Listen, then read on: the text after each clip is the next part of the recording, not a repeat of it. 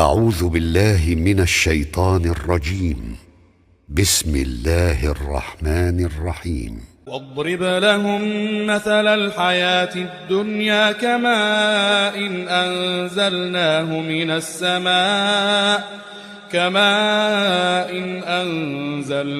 من السماء فاختلط به نبات الأرض فأصبح هشيما تذروه الرياح وكان الله على كل شيء مقتدرا. المال والبنون زينة الحياة الدنيا والباقيات الصالحات خير عند ربك ثوابا وخير أملا. ويوم نسير الجبال وترى الأرض بارزة وحشرناهم فلم نغادر منهم أحدا وعرضوا على ربك صفا لقد جئتمونا كما خلقناكم أول مرة بل زعمتم أن لن نجعل لكم موعدا. ووضع الكتاب فترى المجرمين مشفقين مما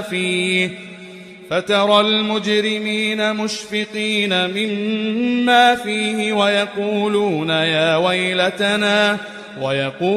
يا ويلتنا ما لهذا الكتاب لا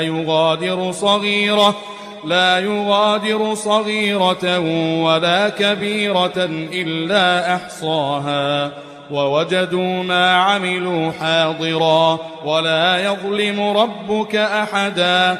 وإذ قلنا للملائكة اسجدوا لآدم فسجدوا إلا إبليس كان من الجن ففسق عن أمر ربه أفتتخذونه وذريته أولياء من دوني وهم لكم عدو بئس للظالمين بدلا. ما أشهدتهم خلق السماوات والأرض ولا خلق أنفسهم وما كنت متخذ المضلين عضدا. ويوم يقول نادوا شركائي الذين زعمتم فدعوهم فلم يستجيبوا لهم وجعلنا بينهم موبقا. ورأى المجرمون النار فظنوا أنهم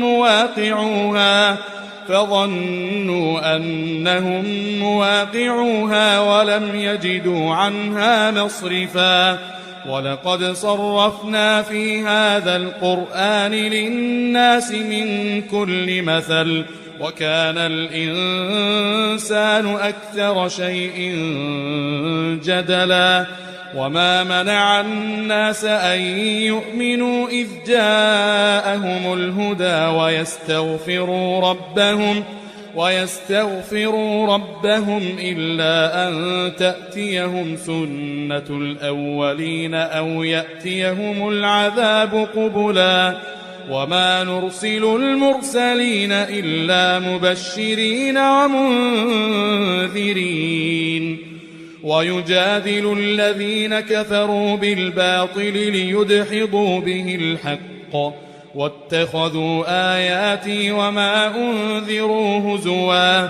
ومن أظلم ممن ذكر بآيات ربه فأعرض عنها ونسي ما قدمت يداه إنا جعلنا على قلوبهم أكنة أن يفقهوه وفي آذانهم وقرا وإن تدعهم إلى الهدى فلن يهتدوا إذن أبدا. وربك الغفور ذو الرحمة لو يؤاخذهم بما كسبوا لعجل لهم العذاب بل لهم موعد لن يجدوا من دونه موئلا. وتلك القرى أهلكناهم لما ظلموا وجعلنا لمهلكهم موعدا.